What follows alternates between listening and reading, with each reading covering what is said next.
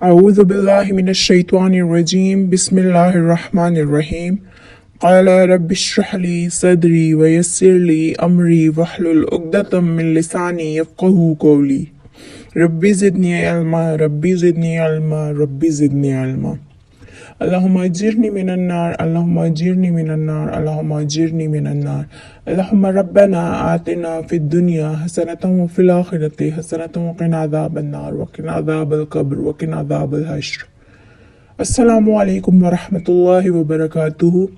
मैं उम्मीद करती हूँ आप सब ईमान और सेहत की बेहतरीन हालतों में होंगे। अल्लाह ताला हमेशा आप सबको अच्छे हालों में रखे, आमीन।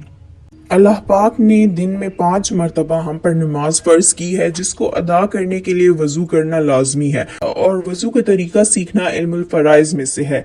इस वीडियो में मैंने मुकम्मल वज़ू का तरीका बयान किया है, जो कि फ़राइज़, सुन्नत और मुस्तहब सबको मिलाकर शामिल है।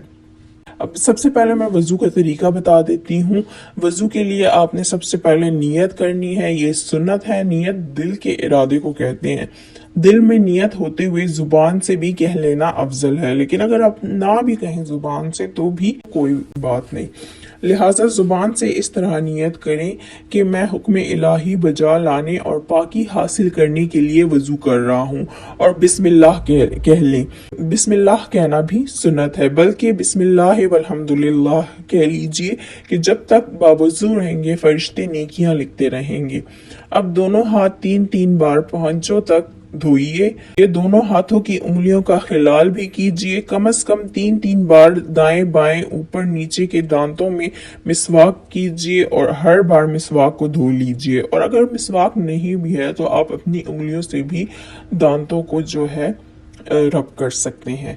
अब सीधे हाथ के 3 चुल्लू पानी से इस तरह 3 कुल्लियां करें कि हर बार मुंह के हर पुर्जे पर पानी बह जाए। अगर रोजा ना हो तो गरगरा भी कर ले, मतलब हलक तक पानी ले जाएं। फिर सीधे ही हाथ के 3 चुल्लू से 3 बार नाक में नरम गोश्त तक पानी चढ़ाइए, और अगर रोजा ना हो तो नाक की जड़ तक पानी पहुंचाएं। अब उल्टे हाथ से नाक साफ कर लीजिए, मतलब नाक को ऐसे झाड़ें पानी उसका, और छोटी उंगली नाक के सुराख में डालिए। इसके बाद वज़ू के फ़राइज़ में आपको बताती हूँ। वज़ू के फ़राइज़ टोटल 4 हैं। चेहरा धोना, हाथ कोहनियों समेत धोना, सर का मसाह करना, टखनों समेत पाँव धोना।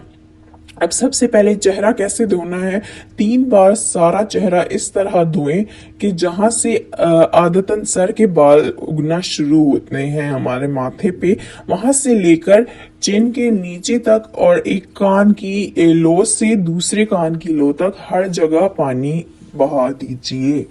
अगर दाढ़ी है और अरहाम बांधे हुए नहीं है तो इस तरह खिलाल करें कि उंगलियों को गले की तरफ से दाखिल करके सामने की तरफ निकालिए। दाढ़ी का ऐसे मसाह करना है। फिर दोनों हाथ कोहनियों समेत कैसे धोने। फिर पहले सीधा हाथ उंगलियों के सिरे से धोना शुरू करके कोहनियों समेत 3 बार धोएं। इसी तरह फिर उल्टा हाथ धोएं। दोनों हाथ आधे बाजू तक धोना मुस्तहब है। अक्सर लोग चुल्लू में पानी लेकर पांचे से 3 बार छोड़ देते हैं कि कोहनी तक बहता चला जाता है। इस तरह करने से कोहनी और कलाई की करवटों पर पानी ना पहुंचने का अंदेशा है। लिहाजा जो मैंने तरीका बताया है उसी तरीके के मुताबिक हाथ धोएं। आप सर का मसा इस तरह करें, दोनों अंगूठों और कलमे शहादत की उंगली को छोड़कर दोनों हाथ की 3 उंगलियां, ये लास्ट 3 फिंगर्स जो हैं, इसके सिरे एक दूसरे से मिला लें और पेशानी के बाल या खाल पर रख कर खींचते हुए पीछे गर्दन तक इस तरह ले जाएं, हथेलियां सर से जुदा रहें, हथेलियां मतलब ना लगें।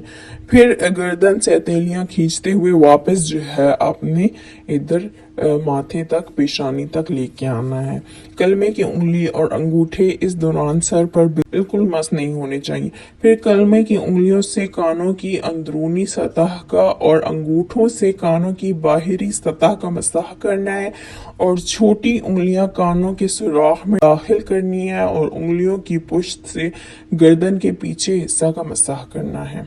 बाज लोग गले का और धुले हुए हाथों की कोहनियों और कलाइयों का मसाह करते हैं, ये सुन्नत नहीं है।